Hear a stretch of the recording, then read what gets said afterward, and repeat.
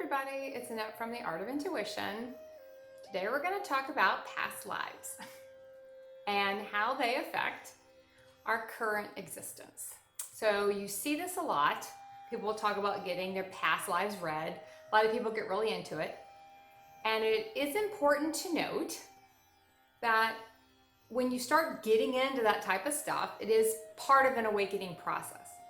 You're starting to see more than the current reality. So it's a very important part of the process for a lot of people to start getting into past lives. The issue comes in when we get kind of too involved in the story of the past life, which really doesn't matter, and we focus on the timing of it all. There really isn't a past life or a future life. It's all happening at the same time.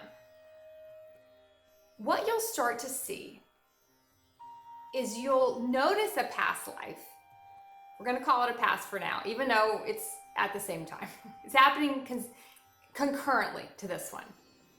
A past existence, because the energies of that existence are playing out in your current timeline here. That's when you get it. So even if you say, I had someone recently say, I want to get my past lives read, because they were in an energy of what they thought was a curiosity about that, but in reality there's something here playing out in that energy. So it's really nothing to do with the story of that life. It doesn't really matter. The human gets kind of bogged down on that. I want to know everything about it and let me share that whole experience. It's really more the energy of it, because the energy is playing out here. The same characters might be playing out here. Look at the energetics of the reality. That's the karmic timeline you're in here. And you're trying to clear it. You're in the middle of the loop of it, but there's also a way out of it. It's also a way to clear that whole timeline out, if you can understand the energy of it. That's why sometimes we'll see that past timeline, what we'll deem as a past timeline, because it gives us a clue as to the energies that are playing out here. We'll start to understand it more. Why one person's acting a certain way and we're acting a certain way, because in our DNA, all of our existences are kind of coded in there. So we know what we played out before and we start playing it out again. It might not be as high a stakes.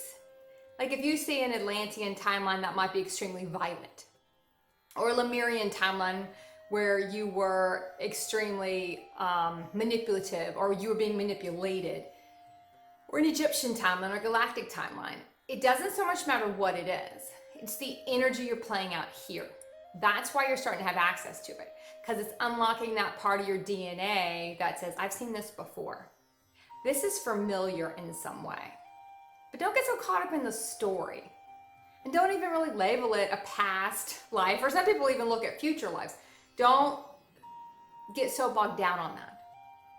The whole point of being able to see it and to unlock it is so we can clear it from the DNA, break the karmic cycle that we're reliving again, pay back the karmic debt.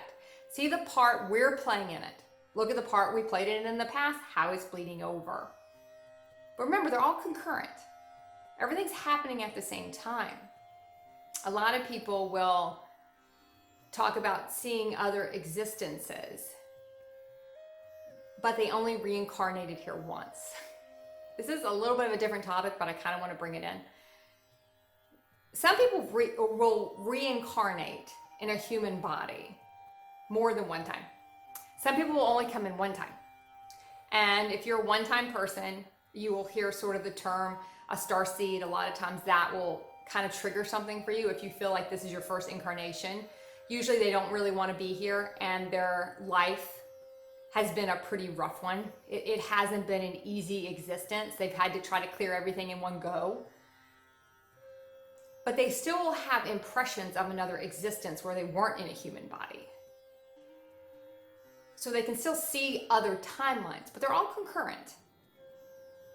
But they're having an impression on the now. So bring it back to present moment. Look at what's happening in your present moment that's triggering that existence to come forward for you. Don't get bogged down in the story. And even when you do see it and you understand the energy, you can look at the people that are in the timeline with you now that are replaying it out You don't have to go to them and say, oh, this is an Atlantean timeline and this is what you were before and this is I was before and we're gonna replay this. It doesn't matter. That's all of our ego. I need to explain this whole saga to you. I really don't. It doesn't matter. I can see the energy. I understand the roots of the energy. I need to look at what I have to do to clear it within myself, to clear this timeline out.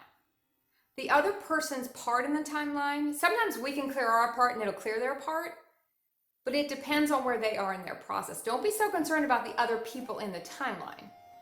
Look at what you need to do to resolve it yourself. And you don't need to bring all the story in because it doesn't matter. And I feel if you bring a lot of the story in with people that are not as connected to those parts of themselves, like they're unconsciously playing it out, but they haven't gained the access yet, they haven't remembered it yet, it can be kind of heavy for them. You can maybe drop what people will say, like their little code words to wake people up, like, oh, this feels like, something that's happened before, or it's kind of could be a karmic thing. Just maybe a trigger if you want to, as a trigger in what people will call them, like I heard it said, like it's kind of like a light bulb. You'll kind of say something and they might grab onto the word. Everyone has heard that song. What's it? Old Lang Syne. They play at Christmas Eve. There was an article written back years ago where this lady brought a remembrance forward where that was a song that the priests and priestesses sang of Lemuria before it sank into the ocean. That's why we all have sort of some kind of connection to that song when we hear it. It can help us kind of bring up Lemurian timelines to clear them. I can't remember who wrote it. If you put in the song and articles about the song, put in Lemuria, which is just an ancient civilization, put that in and you can find the article if you feel drawn to do it. It's a very powerful activation. That was more powerful for me to bring some of that remembrance forth than actually just hearing the song. Though the hearing the song does trigger, and I think it does kind of trigger everyone in some sense. And the story behind it was that they sang the song so the trauma of what was going on wouldn't imprint on the people. And they would just sleep through the sinking of the kind of the destruction of the civilization. So just a little tidbit I thought I'd throw in for all my archaeologists out there that want to dive into it. But don't get so bogged down in what you were, who you were, what part you played. You played every part in every scenario. Look at the energy behind it. Look at the energy you're playing out now because it's kind of encoded in your DNA. That's what's important about it. It's happening right now. You're remembering it for a reason, for your present moment. Bring it all back to here because that's where you are right now. That's what matters. The other stuff is just trying to assist. You've unlocked a lot of stuff because you now have the chance to settle it here. So good luck with that and keep practicing the art of intuition.